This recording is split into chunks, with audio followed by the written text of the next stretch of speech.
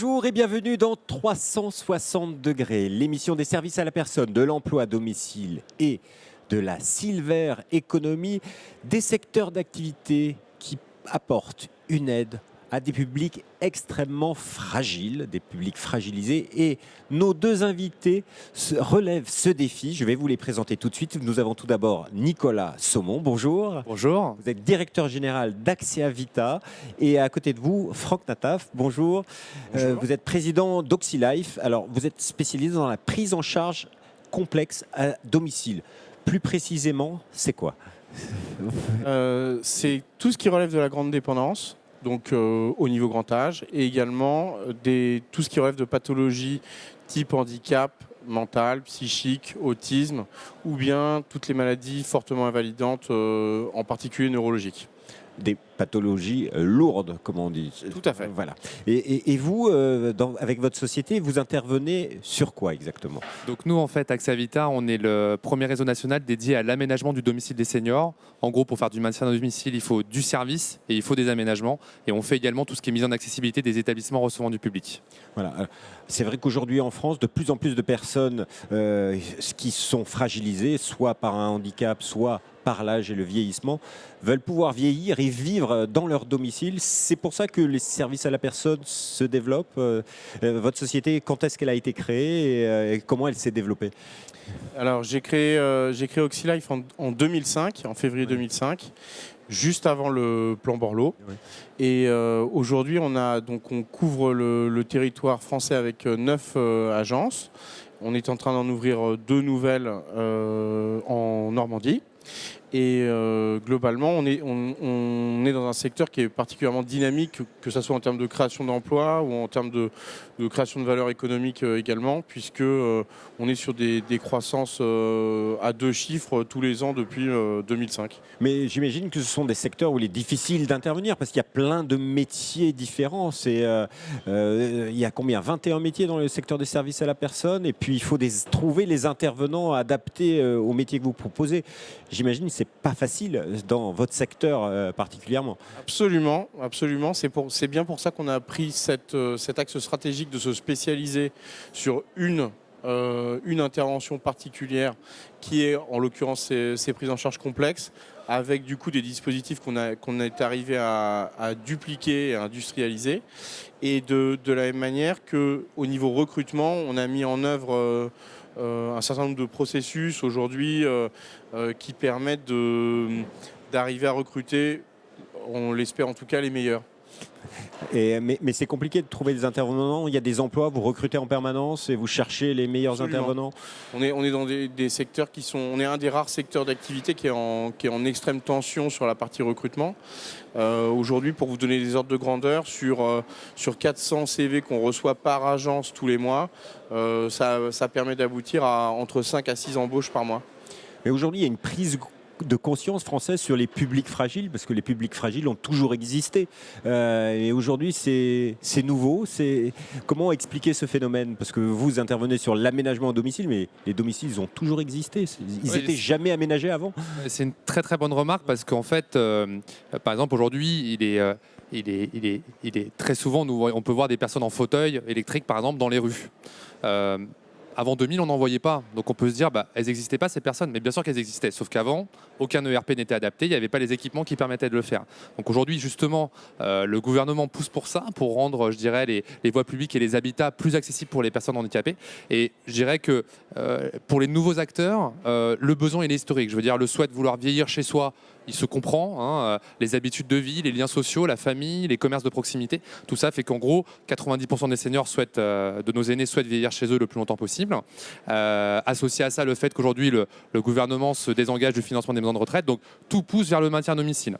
Maintenant, pour des entreprises du secteur, ce qui va être important, c'est d'avoir l'offre, je dirais, qui va bien calibrer aux besoins de la personne et que, par exemple, ce ne soit pas l'hôpital à la maison, mais qu'on conserve, voire on améliore le confort et le bien-être à domicile, tout en mettant en place les aides techniques et les aménagements qui vont bien pour que la personne puisse vivre en confort et en sécurité. Alors, mais c'est un petit peu compliqué d'intervenir dans ce secteur parce que, à un moment donné, ça a un coût. Vous êtes dans l'aménagement, c'est des choses qui peuvent coûter cher pour accompagner ces publics fragilisés. Bien sûr. Donc aujourd'hui, déjà, il existe des financements qui existent, des financements notamment qui sont liés à l'État. Aujourd'hui, l'État participe à cet effort-là. Il y a du crédit d'impôt, de la TVA, et il y a aujourd'hui des aides qui sont octroyées par les départements et les régions pour pouvoir financer ces aménagements. Et plus globalement, on peut dire aussi que ce sont souvent des projets qui sont des projets presque familiaux. C'est-à-dire que le client utilisateur, lui, effectivement, il va avoir l'aménagement, c'est pour lui, il va l'utiliser, mais des fois, la famille va également participer au financement de ce projet. Voilà, côté humain, pareil, ça a un coût, il faut des aides. C'est difficile de trouver le bon modèle économique dans votre secteur d'activité. On est sur un secteur d'activité qui est économiquement et relativement simple. En fait, on a des salariés, on a beaucoup de salariés. Et l'objectif, c'est d'arriver à trouver le bon salarié au bon moment pour la bonne personne. Après, en effet, donc, cette intervention-là, elle a nécessairement un coût qui est au-delà du simple coût du salarié, de tout l'environnement qu'on va mettre en œuvre autour de la prestation pour satisfaire le besoin de nos clients. Donc typiquement, on parlait tout à l'heure d'autisme. Sur l'autisme, on a dans chacune de nos agences des psychologues qui vont intervenir en complément des auxiliaires de vie pour apporter ce plus qualitatif par rapport à l'intervention. Évidemment que cette intervention-là, elle a un coût supplémentaire. Après, en effet, exactement comme sur l'aménagement de l'habitat, il y a de notre côté une solvabilisation par rapport à la compensation que fait la solidarité publique, aussi bien sur le handicap que sur la dépendance ou la perte d'autonomie. D'accord. Quel regard portez-vous sur cette évolution de la société française, sur la silver economy? Quels sont les enjeux à venir pour vous pour accompagner au mieux les publics fragilisés? En matière d'accompagnement humain, ce que vous faites, c'est quoi les enjeux dans les années à venir? L'enjeu majeur pour moi, il est au niveau justement d'un changement total de logiciel. C'est-à-dire qu'aujourd'hui, les services à la personne, la manière dont c'est appréhendé en heures de travail. C'est une logique préhistorique, en tout cas pour moi. C'est-à-dire que le besoin de l'utilisateur final du service, c'est pas d'avoir quelqu'un pendant 1 heure, 2 heures, 3 heures, 4 heures. C'est de pouvoir rester chez lui, de pouvoir aller voter en tant que citoyen, de pouvoir aller chez le médecin. Et ce besoin-là, il ne se quantifie pas en heures. En fait, il se quantifie en valeur ajoutée qui est rendue à l'utilisateur. À partir du moment où effectivement les services à la personne changeront ce logiciel-là et cette unité d'œuvre horaire pour avoir une réalisation d'un service, au même titre qu'aujourd'hui, plus personne n'envisage de souscrire à un forfait téléphonique sur 50 minutes, 40 minutes, 2 heures. Maintenant, aujourd'hui, tout le monde consomme son téléphone en illimité. Et il faut qu'on arrive exactement sur la même logique et c'est aussi ça qui permettra de pérenniser le secteur, d'améliorer les conditions de travail, d'améliorer les salaires et d'améliorer aussi indirectement les marges de nos entreprises. Et le bien-être global de la société Absolument. française. Et en matière d'aménagement, dans votre secteur d'activité où il faut encore faire bouger les lignes en matière de construction, quels sont les grands enjeux dans les années à venir?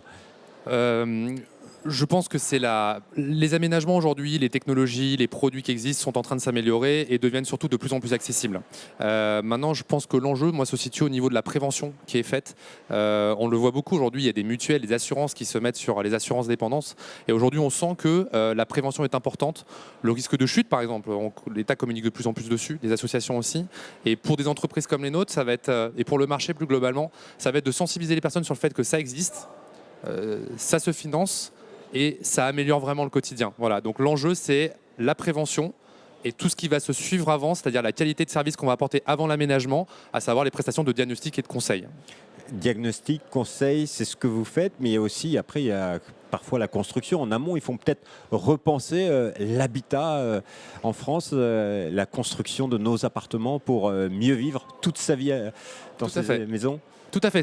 Mais ça, ces initiatives ont déjà été faites. Je veux dire, aujourd'hui, par exemple, tous les établissements ressources du public qui sont construits après 2005, qui ont été construits donc après 2005 et ceux à venir, aujourd'hui sont aux normes handicapées aujourd'hui.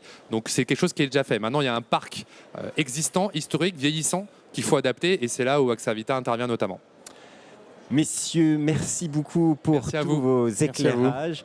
On se retrouve bientôt pour une autre émission 360 degrés. J'en profite pour remercier toute l'équipe technique, Alexis, Ludovic, Agathe, Léna et Monia pour toute leur aide dans la réalisation de nos émissions. Vous pouvez retrouver l'ensemble des émissions sur la chaîne YouTube Salon Service à la Personne TV et bien sûr sur www.demain.fr. Au revoir et à bientôt.